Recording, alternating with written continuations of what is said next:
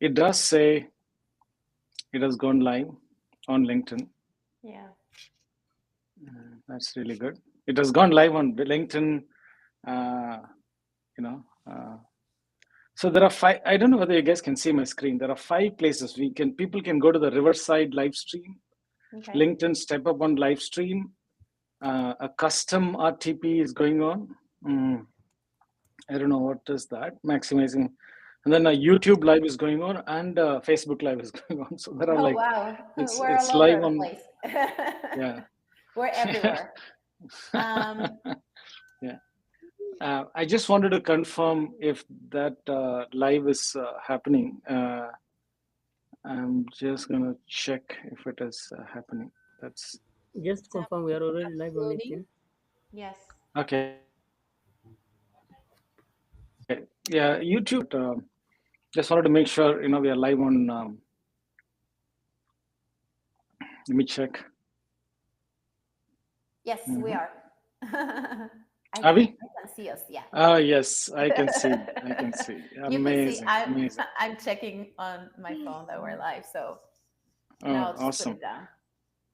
And there are some people. Okay, that's fantastic. Hmm. Yeah, yeah. All right, let's get started then. Perfect. Hi, Uh, I would say hi everyone, and thank you for joining our weekly webinar. We have had some interesting feedback about the first webinar we did last week. And so, in the meantime, we've also engaged in some very interesting conversations with some of the attendees and colleagues that are, just as probably excited as we are about attending Web Summit in February.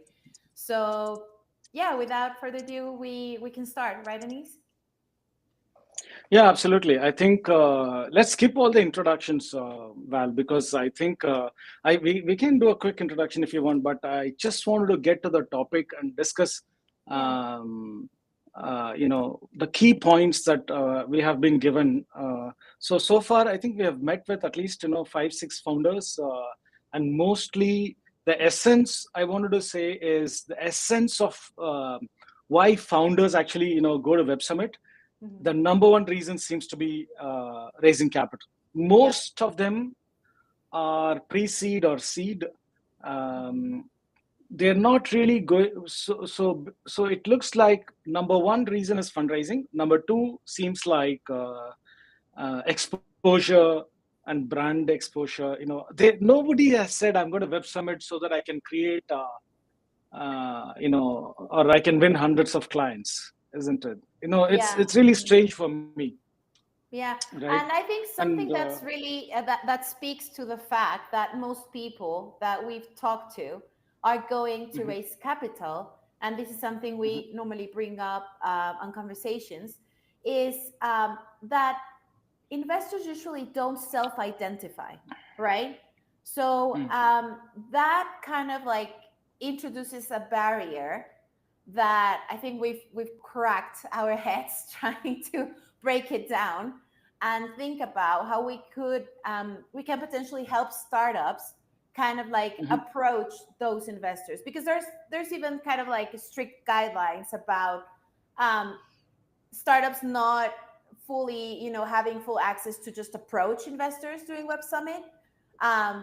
There's kind of like an entire protocol, and part like I partly understand why that happens, but then I think the main question is like what startups and our clients are the most hungry for is just mhm. being able to connect with investors and getting a chance to do so.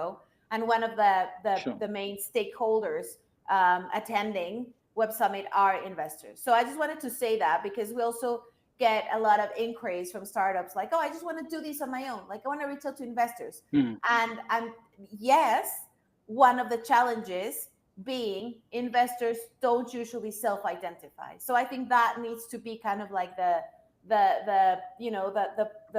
part of the path where we start. mhm. Agreed. Agreed. So let's get started. I think what we can do this time or this week is, let's go through the top 10 things that founders can do before they actually come to Web Summit, especially if they are in the process of raising capital, right? So let's look at that one by one. Last week we look at maximizing the overall event and the return on investment from the event. But this week we will look at just specifically fundraising, and within fundraising, let's look at what can the founders do, almost like a DIY type of a thing, right? Yeah. Is that fair? Shall we just okay? Let me just share my screen. Let me know if you guys can see my screen. After I share my screen. So Yeah. let's go to Canva. Yeah, quick introductions. We will just run through this. My name is Anis. I'm the founder and CEO of Step Up One. You heard Val speak. She is also going to be at the Web Summit. One of the leading experts on fundraising. Myself and Val have worked with more than 100 companies, through their pre-seed, seed, Series A rounds. She will be there at Web Summit, and we've also got Veni. Veni will be there at the Web Summit as well. She brings a completely different perspective that myself and Val can never go near. You will hear from her shortly, so I'll not to introduce this too much. But just jumping into the topic for today, we want to talk about 10 DIY recommendations that we want to make to founders, so that they can really understand like what they should be able to do it themselves. You do not need specialists to do some of these things, right, Val? Veni, Yeah. shall we just jump into each one by one and spend like do it. 60 seconds on each, and then just give our perspective, right? So that there is some value that we've been able to give to the people who are attending Web Summit from the hundreds of raises that we have done so far. All right, let's go to the first one. Let me just read this. It's just about researching and targeting the right investors, right? Now, obviously, it's quite straightforward. I don't think I need to teach you this. You can all go to Web Summit app. You can look for the investors. There are approximately 400 plus investors who have registered. So you can look at them. And then you should be able to prioritize from that 400 which ones are the ones that you must meet, or you must connect, you must engage, and you must meet. This is like bread and butter, right? Yeah, I think that Now, that part of the journey, again, I just want to say this at the beginning of the presentation. DIY is, I think, as you will be able to see, very simple. You need to set time aside to do this, because you need to look at a target list of 400 contacts and then cross reference that with what your startup is doing. And after that, just get educated on who that investor is, because you don't want just to, kind of engage in on a conversation just saying, I want your money, right? Because that's not the yeah, way it normally works. So absolutely, absolutely. And now, hopefully, Val, next week when we meet again, we will actually show how to do this next week, because I think it's really important to show and tell how we will log into the Web Summit event app, how we will look at the investors, how would we, differentiate,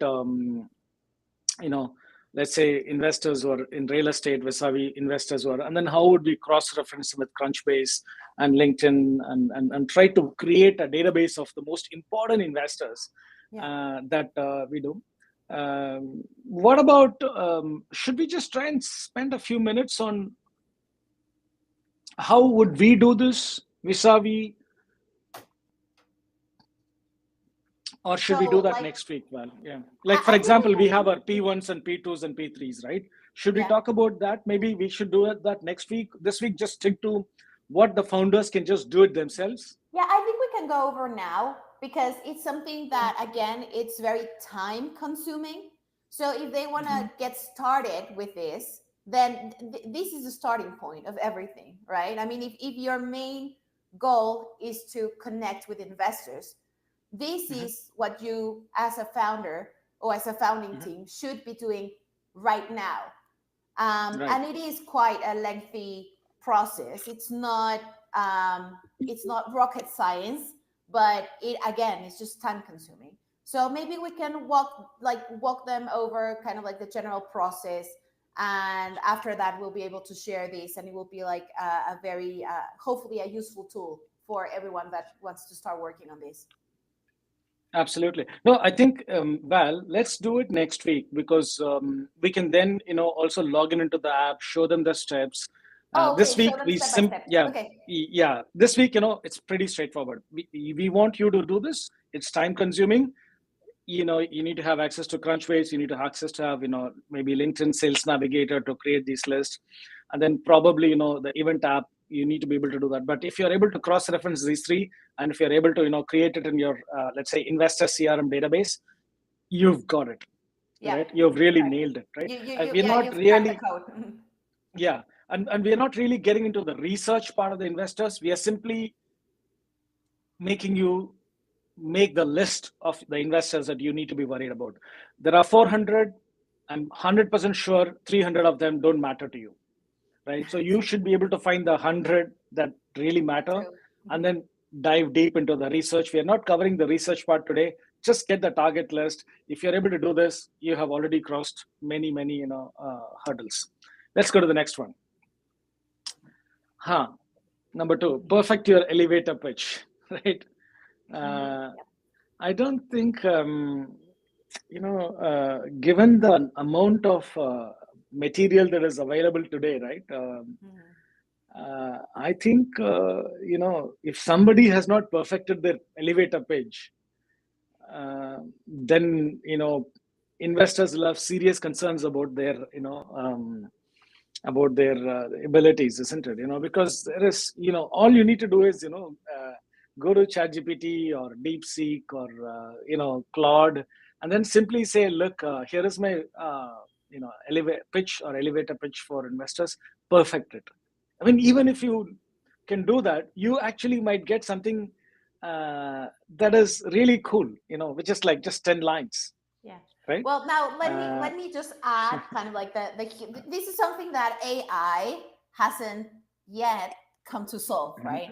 And that's mhm, the energy and the actual presentation. Because as Anis was saying, now we're getting clients who get a very um, on point blurb about their company, what they do, but something that cannot again be yet substituted by AI still is the way you communicate it. And that's something you really need to practice. And that's the only way you can actually improve and get better at it. The reason why this is Sure. so important, it's because you are regardless of how amazing your product is, or the journey of your company and the traction that you have, if you come up face to face with an investor and you just don't are not able to communicate that that passion, that engagement with what you're doing, then it's not, despite having the perfect pitch, it's that's not gonna work in your favor. Yeah, yeah. So, in summary, Val, when please pitch in whenever you want to. This is just a free flowing conversation. Mhm. There are two things in summary, right? One, there is no excuse if you do not have a perfect elevator pitch. Mhm. 3 to 4 one-liners, clean one-liners that you can simply read and it makes sense to anybody, right? Number Mhm. one. But Val, what you have talked is one step ahead, right? First, you have the elevator pitch, clearly written either by you or with the help of all the great AI that's Mhm. available today. And the second thing is practice until it's become natural, Mhm. right? And practice it. If I have to add a small pro tip, I would say you should be able to practice it by telling a small personal story, and then the pitch is basically the end of the story, isn't it? Mhm. You don't have time today to go to that, but if you can, if you're in a dinner conversation, you're telling a story, the guy sitting next to you thinks that you're telling a story, but you end up pitching the product or solution or startup that you have just founded a few months ago, right? So that is the most, and it doesn't come just like that. You got to be able to do this. So so two elements to it. Is there any element you guys want to add, Val, Benny, on this particular thing? See, I'm being very conscious. I am not bringing the specialist. What would we do? Like, for example, we have done, Benny, you probably have seen this. We have done 5 different investors and how they would have pitched it. So we have created uh, mm, specially engineered AI engines that can take your elevator pitch and create, let's say, if Elon Musk could have done it, how he would have done it. If Sequoia has done it, how they would have done it.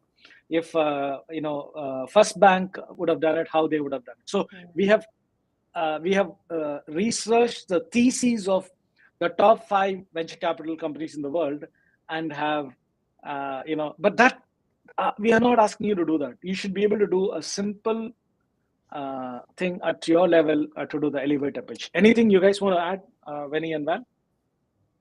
Yeah, I think 60 seconds is like a full story of the startup pitch. But usually in the casual conversations, usually they will ask, what are you doing? And you should have like one sentence to get them in the attention. So also you need to prepare that one. Yeah, I agree. It's amazing, actually. Yeah. No, I'm just now thinking. Yeah. Go ahead, Val. No, that the other thing that got me thinking is that you don't need to. You practice pitching to anyone, right? Your family, your friends, your kids. Everyone. And because I also get this feeling that a lot of the times founders kind of just feel that until they talk to the investor that's going to write the first check, they will really get like serious about this part of the process, and it's not. You need to do it 10,000 times with people that have each one a different story, and you want to make sure that the message that you're conveying is getting through anyone, right? At this point. So just don't feel like you need to wait for the perfect investor to kind of like do a really good pitch. It's like everything adds up. Got it. So 3 or 4 things from this conversation. Number 1, perfect your pitch. Use any AI that is there to make it short, sharp, and perfect. Second, practice it. In like 10-20 seconds, quick 1-liner, 2-liner. Practice it until it becomes natural and becomes a part of your casual conversation. Practice it as if you can tell a story. If you could do this at these 3 levels, you're actually pretty good. Because remember, this is not about perfecting your entire pitch deck. We are not saying that you perfect your pitch deck. We are talking about perfect your 10 seconds, perfect your 30 seconds, perfect your 60 seconds. So you can keep this in 3 modes: 20 seconds, 40 seconds, and 60 seconds, something like that. Right? All right, I think that's good enough. Let's move to the next one. So here is where we are coming to the pitch deck. We have seen 1,000 pitch decks, and even today, people come with terrible pitch decks, and especially the ones who are very experienced. They make this mistake. They think they have to tell, typically people who work for large corporations or they've been in other jobs, they think a pitch deck is something where you have to talk all those things. The investor's brain has been wired to read a pitch deck, and unfortunately they don't care how big an organization you have come from. They just want to see the problem, solution, traction, team. It's literally wired that way. So do not try to change that wiring. Just follow a really simple, clean, investor-friendly deck. This pitch deck is not for you. You can always create these long 30 slide, 100 slide, business decks. So many things you can do. But an investor pitch deck, stick to the 10-page clean pitch deck, which basically tells the story. We are not going to educate you on how to do it. I think enough material is available there. Yeah.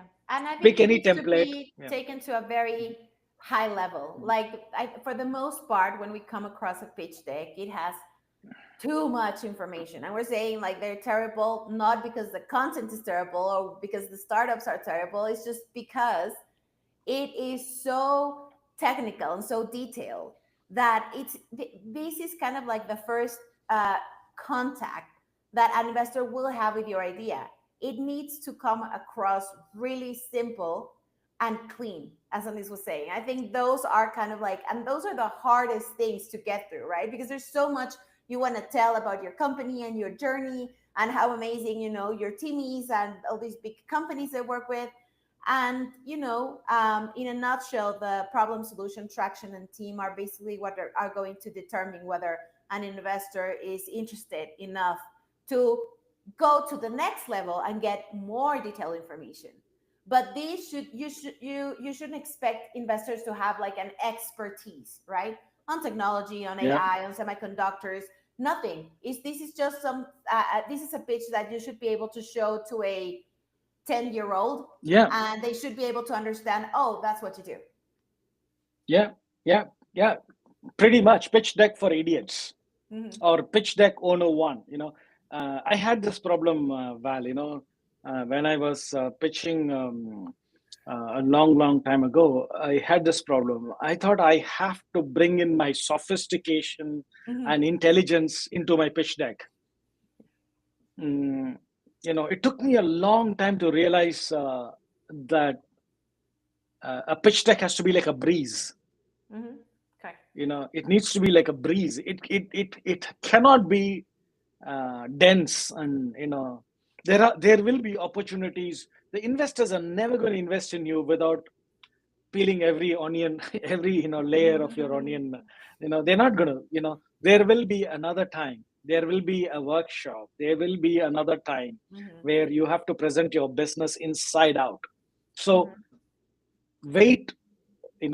Put all your sophistication, all your energy into for that day. Do not pack it in your pitch deck. I'm just spending a bit more time on this because I made this mistake many times. Right? I thought I have to impress these guys the first time, right? And that's a huge mistake. Yeah, I agree. All right. So let's go to the next one. All right. This is a pretty straightforward do-it-yourself tactic. Network strategically. What we mean by that is, approach the investors, obviously, not just during breaks and meals, even starting today, start approaching investors by, talking about something relevant, right? Obviously, you can only do that if you have done a bit of research about that investors, right? One of the, my favorite way of talking to them is, hey, I saw that you have done ABC, round for this particular XYZ company. It definitely, sparked some interest about, so you just talk about that, and then bring the dialogue to yours. Obviously, the investor knows the reason that you're talking to him is because you're going to pitch something to him at some point in time. They are very much aware of it. But this is a great opportunity to, bring your sophistication before you pitch, number one. But I also want you to be really careful. Don't overdo this. don't do this dance, don't beat around the bush. Just come to the point very quickly, because an investor founder networking is not as a client customer, or like a vendor customer kind of a thing. It's very beautiful. It's much easy. You don't need to do any kind of song and dance with your investor. Have a quick conversation, and along the conversation, pitch your elevator pitch, and then observe the kind of questions that they are, lead them into a conversation. You will know this in less than 5 minutes whether the conversation is going the right direction or not. Yeah. What I noticed, Vinny and Val, is investors are not trying to hide their excitement. If they're excited about something, they're not trying to sort of, be careful with you, because like, for example, when you're pitching some big idea to a client, even though your client is very excited, they never show it to you. You understand, right? Well, I mean, I don't know whether you can relate with it. The client is like, oh no, I shouldn't show my excitement, otherwise this guy is, no, the investors are, if they're excited about something, they just show it pretty straight away, right? And if they're not excited about something, they show it as well. It's very clear. So it's really important to network strategically, and and don't make it a, strategy here doesn't mean a huge song and dance. It's a straightforward, simple thing. Anything you guys want to add to this? It's pretty straightforward in my mind. It's very straightforward, but I do want to emphasize the fact that you don't have to do an entire big protocol around getting to talk to an investor. But what will make a difference is this really due diligence, like small basic due diligence process, because at the end of the day, investors also, you're likely to have more success if you approach an investor and ask for advice than if you just approach an investor and ask for money, right? Because we all have a story to tell, and I would say it's part of just human nature that we gravitate towards wanting to share life experiences.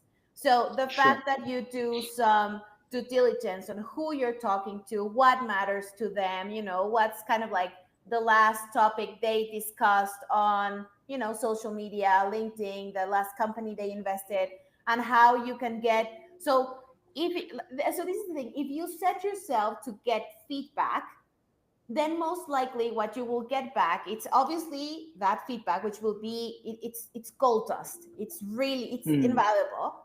But then the door opens to the possibility of even, and this is something I think that's overlooked in East, but even if that particular investor does not get super excited about your idea, right?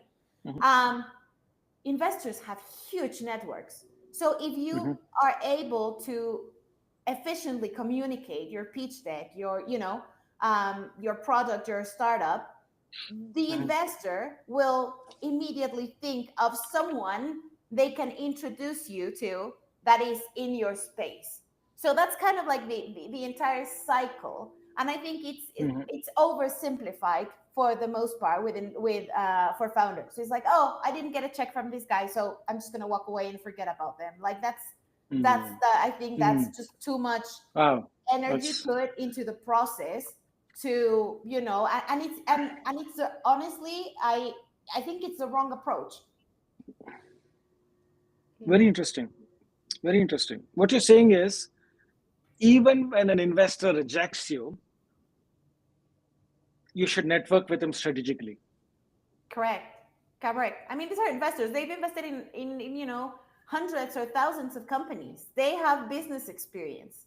So don't only go after the money. There's a lot of value that an investor can bring into your journey as a startup. And I know this is easier said than done, because as startups, we all at some point struggle, and we all we're like we're running out of cash, and then there's a team you need to support. Oh, excuse me. But but yeah, I mean, I think when you kind of like shift that, then you feel that you're investing time and energy and Mm, efforts into something mhm. that's so much, it's bigger than money. That's the way I can put it. Correct. I think tactically, what you're saying, Val, is network strategically, research the investors, talk to them about what they care, but don't do too much, song and dance. Come to the point. Uh, Even when they say no, don't just run away from them. You know, push them for a warm introduction to other investors that they might know, and many such things. Right? Yeah, and, Basically, and nurture uh, that nurture. relation. So Yeah, you've yeah. established a first contact. Like, don't let that die. Mm, got it. Got it. No, that's interesting. Very interesting Mhm. point of view. Um, let's go to Yeah. the next one. Uh, Venny, did you have something to add to the previous one? And yeah, also add a little point that Hmm. just to follow the Valeria said, Hmm. so investors sometimes it's not just to bring you money or bring you mentorship or network and a lot of valuable resource, and themselves sometimes they will feel interested to join your startup. Mhm. So I have saw some cases some Hmm. investors finally join their invested startup to become their member. So it Ah, could also be a top talent acquisition opportunity when you talk with some investors. very interesting. Yeah, that's Mhm. a really interesting perspective. Thanks, Vinny. Mhm. Okay, Mhm. let's move to the next point. Prepare a data room, right? This is really interesting for me. Can I say, well, I don't know your experience. You can share a number. Uh, at least 70% of the founders that we have met, they have not got a data room when we are actually talking to them. They have a pitch deck, they have a business model, they have an elevator pitch, but they have no experience whatsoever on cap table, financial model, IP documents, and the whole nine yards.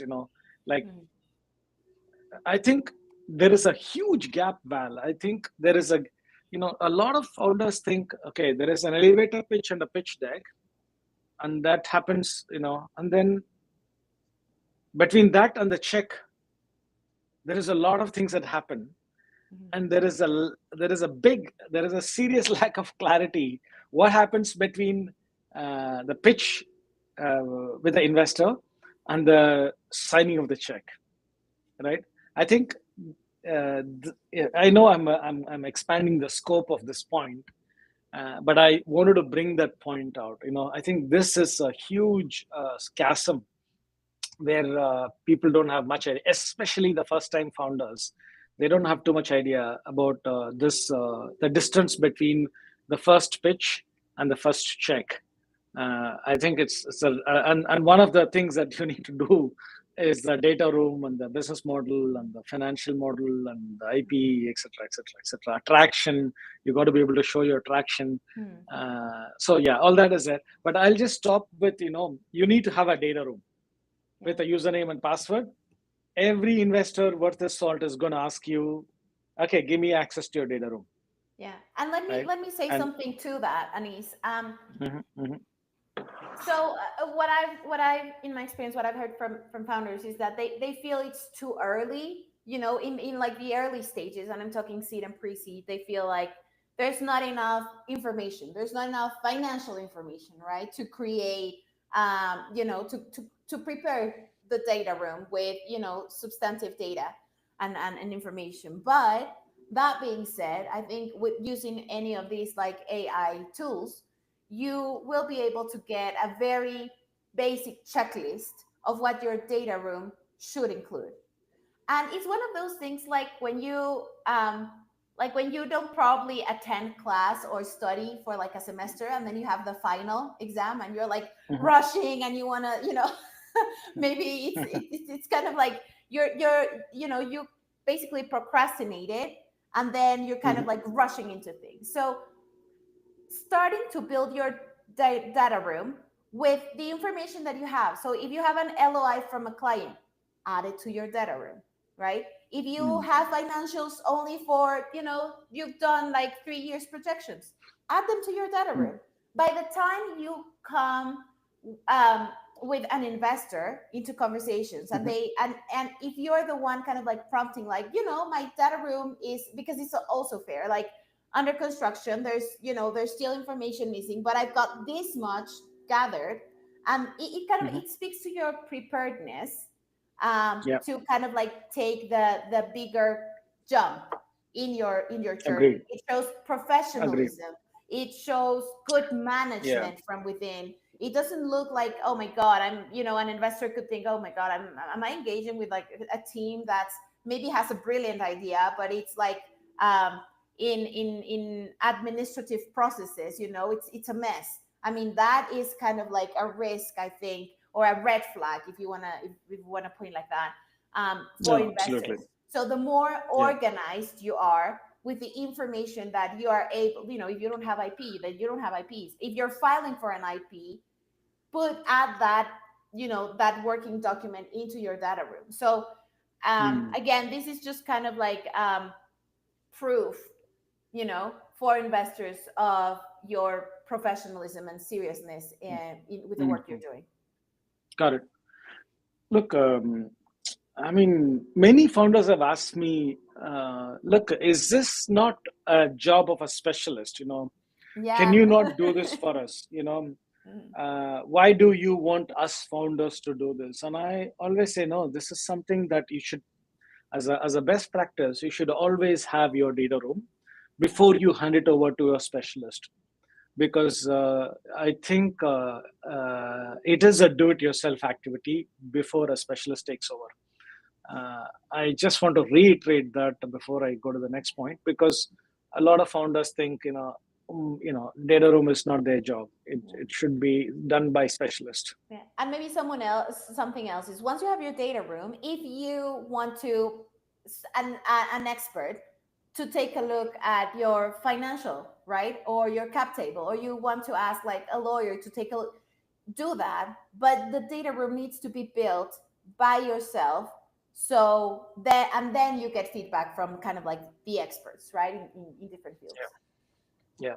So, well, also one small tip, I know we have mentioned Google Drive and Dropbox, but the number one data room sharing software is DocSend. Would you agree with me, Val? I agree, because it has features that you can set, such as, password. That's one thing. And another thing that we've found super useful is that you get metrics. So you get back information on if you shared your data room with someone, and if they are actually going into and looking at the files within, how much time they're spending looking at which files. So again, that kind of like that brings in a lot of valuable information exactly for you.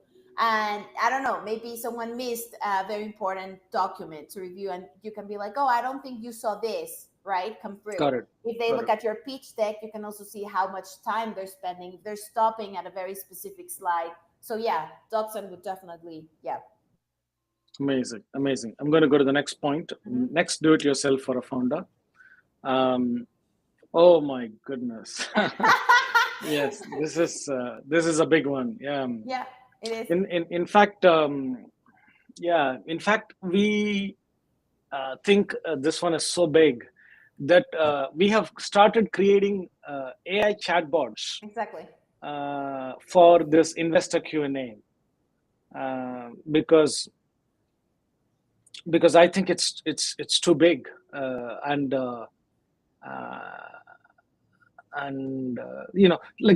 just let me just give you some background, right? There is this investor buying journey, right? Think of that, right? What does the investor have to do before he invests in your startup. You remember we have customer buying journey or investor funding journey. So if you imagine an investor's funding journey, how he funds one of your startups, there's an elevator pitch. That's where it starts. Then I don't know whether we can show this. No, we'll do this next week. But today we'll just talk. Yeah. Mm-hmm. So it starts with an elevator pitch. You have excited him. He goes to the pitch deck. You have excited him more. He has some niggling questions that he wants to ask you. Now, the problem is, does he book a meeting with you to get those answers? Right?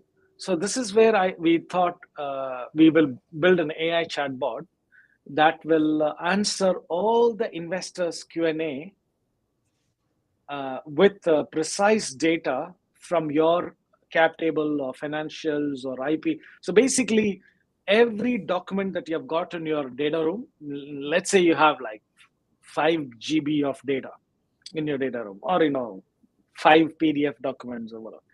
Whatever niggling question an investor has, we should be able to answer those niggling questions directly from the data that is in your data room.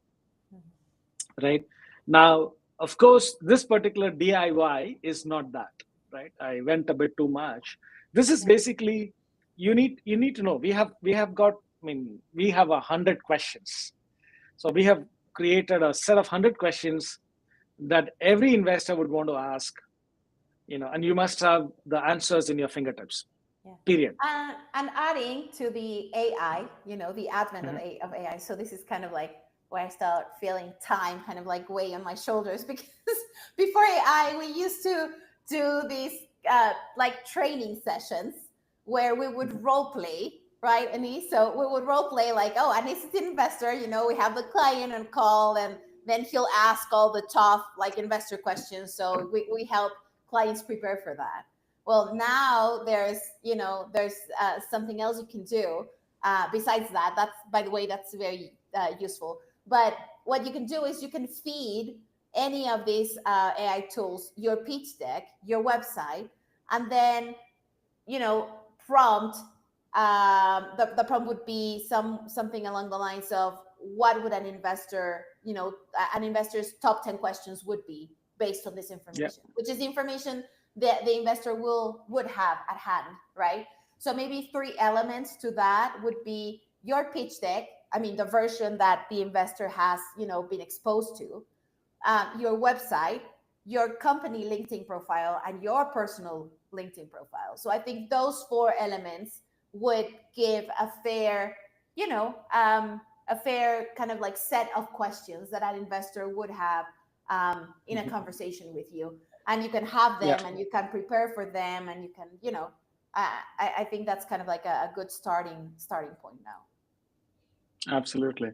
I think, we jumped into the AI-based Q&A, but this is such a big deal for us. And we felt the investor journey, like literally like 70-80% of the investors, they just dropped off in this particular spot. Yeah, when they have questions. When they had questions. Because the chasm, I'm not showing you anything, so it's difficult for you to imagine, but try and imagine with me. Investor got excited with your elevator pitch. You made him move to your pitch deck. Now, from your pitch deck, he has these niggling questions. Then there is this meeting with you. But between the pitch deck and the meeting with you, there are questions. Now, what we find is this is a huge chasm. 70% of the investors never, ever make that effort to book a meeting with you. Yeah. Because they fell into the Q&A chasm, which is why, despite you practicing whatever you practice, the investor is never going to book a meeting with you so that you can practice on the investor. So, which is why we created a small AI which can answer all the investor questions from the data that is there in your data room, right? So that's whatever I'm saying is not related to this particular aspect of do it yourself.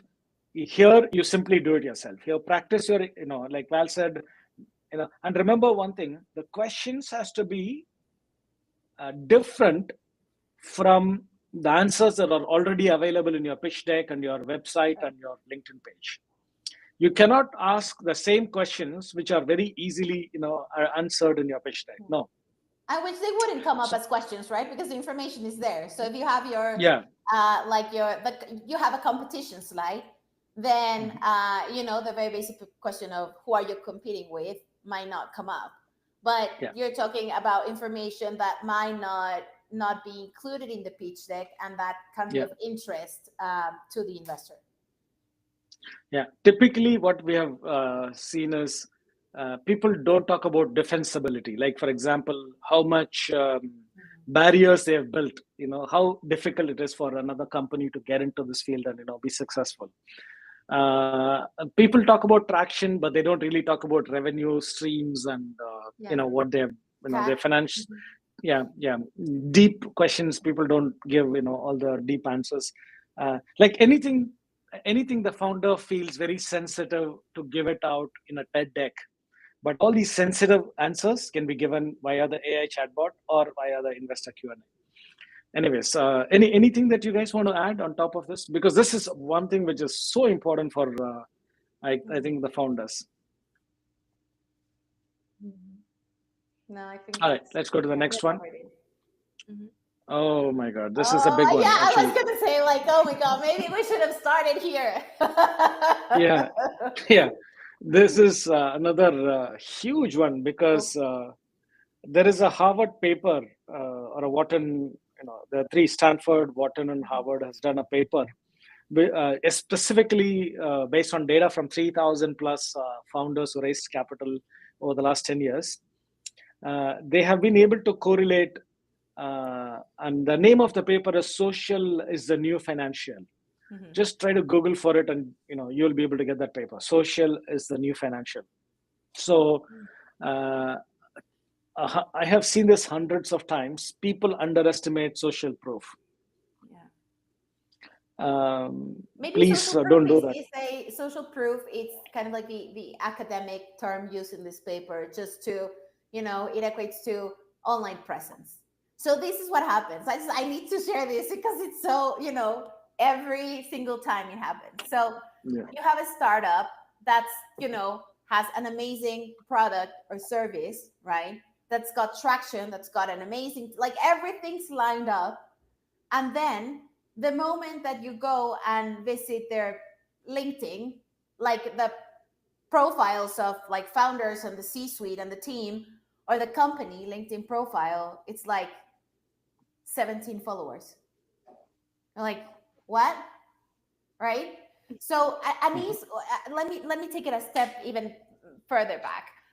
You mentioned the investor journey. Okay, in the past 2 years, that investor journey, because of the advent of social media, right, especially LinkedIn, there has been a shift of paradigm. An investor, before they decide to take a look at your pitch deck, will look at your LinkedIn profile, your company's LinkedIn profile, and will Google you. That's before looking at your pitch deck. That's kind of like the due diligence process to decide whether they're interested in even looking at your pitch deck. Now, I can guarantee you that, I was going to say 90% of the time, but maybe I'm exaggerating a bit. 80% of the time, founders spend the most time working on the pitch deck and not on building credibility, on their social, within their social media online presence. And I'm not talking about curated, beautiful Instagram. I'm just talking about business oriented, right? And if you're going fundraising, you need to shift that, you're catering to the investor persona, not to your customer, which is also something that sometimes we have a little bit of difficulty kind of walking clients through. So sorry, I get very passionate about this because I think it's also one of the biggest pitfalls, and maybe some of the easiest things you can fix as a founder, and you should not lose sight of it. Absolutely. No, look, I think, founders often give me examples, right? Oh, look at this amazing company, DeepSeek. It has created such a huge thing, and they don't have, like, anything on LinkedIn or Twitter. It's really, they became famous and then their Twitter was on fire, right? Uh, yeah, anecdotes are amazing, right? But please don't, go there. Just build simple social proof. You don't need 1 million followers on LinkedIn or Twitter, right? Just have a decent profile, a decent banner, a decent headline, a decent about section, a few posts, a clean look. Just look, you know, credible enough, because you could have, a design agency might have done your pitch deck and, you look really cool. But when people look at your earned proof, which is, let's say, Twitter or LinkedIn, immediately things doesn't add up. Yeah. And I think the name of the game is credibility. That's why I said it's not like, we're not talking about fancy, super sophisticated design. Yeah. It's just credibility. Just try to take a step back, look at it and say, would I trust this person with my money, right? Because that's basically what an investor is doing. Like, are they serious enough? Do they know enough about the space? Do they engage with interesting and valuable content? So that's everything that's playing in the back of investors at the time. Again, just before even making the decision to take a look at your deck. So this is not a popularity contest. We're not talking about that. We're talking about building credibility. Yeah, absolutely. And there are many levels of credibility. When specialists like us, get involved, then we will work, just on this, to a completely different level. But what we want to tell you today is, you should take this seriously. You can do it yourself. The basics, if you can put in place, you don't need the mega specialist work, right? Just get the basics right, and you'll be good enough for Web Summit. All right. Anything you want to add on this, Benny? I think it's so obvious, the social proof. I know, it's different in different countries, but I wanted to hear your thoughts as well, Benny. Yes, mostly I saw many Chinese pitch deck and their presentation to investors. Also, they highlight the viceroys, because usually, like, university scientific research can add the technology. Yeah, the proof. Yes, so this is also very That's important to add. Yeah, absolutely. That it's an amazing, especially if your startup is deep tech, biotech, construction, mechanical, anything that is tech, right? Then a single paper published in a decent, even if it is not decent, a few papers published, and a bunch of founders from universities, PhDs, immediate credibility, right? I mean, I have come across, thank you for bringing this, it's not social proof, but it is some proof. We need to figure out a way to add that val into this list. To the credibility. So Yeah, because you have like the market studies, that the traction, but then if you've got some academic context or paper to kind of like back what you're addressing, what you're saying, how you're solving a problem, then that obviously adds to the entire I think equation. we should this one deserves a separate point. We should call it use academic proof, right? Just like social proof. I think it really deserves a separate heading, because in the current deep tech world, right, academic proof can encompass all these other things in one shot, right? Definitely great point, Benny. We can use that as a separate point altogether. So social proof, academic proof, also I would say, your own team, right? I think that is also a great proof, isn't it? Like, let's say I just met another architecture construction company just a few days ago in London, the sustainability ventures VC pitch. There are two founders. One founder is a sales and marketing client focused founder. The other founder is a PhD in material science from Cambridge. And you see this founder has got paper after paper after paper, and this founder has got client after client after client, right? And when you see them together, you are like, wow, this is a perfect team. It's a power couple. It's a power couple, and both are ladies. Both of them amazing. I was like, wow, this is something that I would invest in, right? They didn't show social proof. They didn't. I'm not sure academic proof was there. It's just the perfect dance, of people. It's a people or team. I don't know what to call it, but yeah, we'll have to find a name for that. Yeah. I think in Chinese VC environments, like the Chinese investors, they will highlight team as the priority to see if this startup is deserved to invest. Team is very important. Yeah, it's the main criteria. Like, you can have everything else, but if you have a strong team, then I think that's kind of like and we talked about it in the last webinar, it's the tipping point. And that's why it brings us back to what Vinny was saying earlier on about talking to investors, because if they connect you, not only, they're not only your source of money, but they can connect you with talent, then that is kind of like an essential piece to the entire puzzle. Absolutely. Just team members composition also very important. Sometimes startups, they only have tech experts, but they don't have marketing experts, and this also very dangerous for the startup to get more scale up opportunities. I think this is not a big point. I still wanted to add it. Negotiate simple terms. Don't go for complicated things, especially in your pre-seed level. There are enough templates from Y Combinator, safe templates. So just stick to them, and you should be, if you don't know what these are, just, go to ChatGPT and say, explain these terms, like you're explaining to a 4-year-old or a 5-year-old, and, you'll understand this. It's really easy, but make a conscious effort to understand terms, even though there is nothing, on the table, right? Make a conscious effort before you hit Web Summit.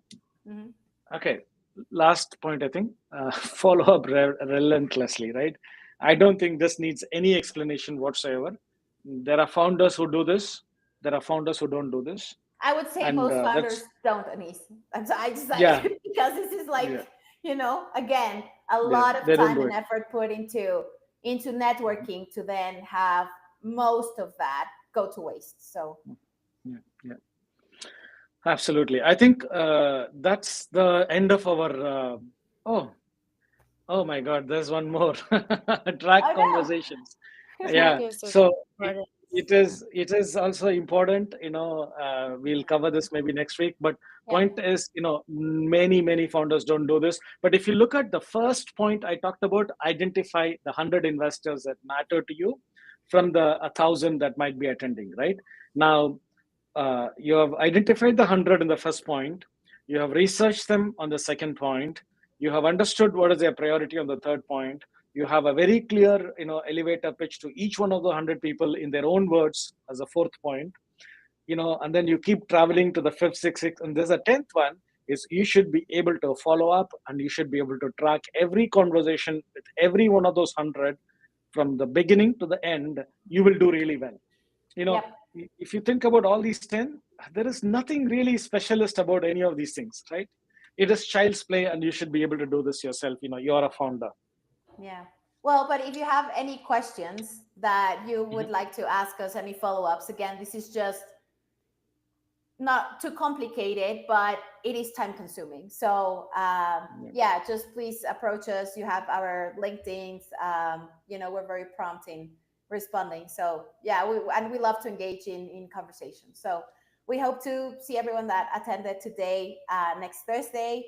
And if you want us to talk about any specific topics, or address any challenges that you're facing as a startup, please let us know ahead of time, and we'll be more than happy to address those. Thank you so much, Anis and Vinny, and all the Step Up One team. Thank you so much for helping us put this together. Thank you very much, guys. I'll see you soon. I'll see you next week, actually. Yeah. Bye-bye. Bye. Guys, we can jump onto our Zoom. If it's easier, actually.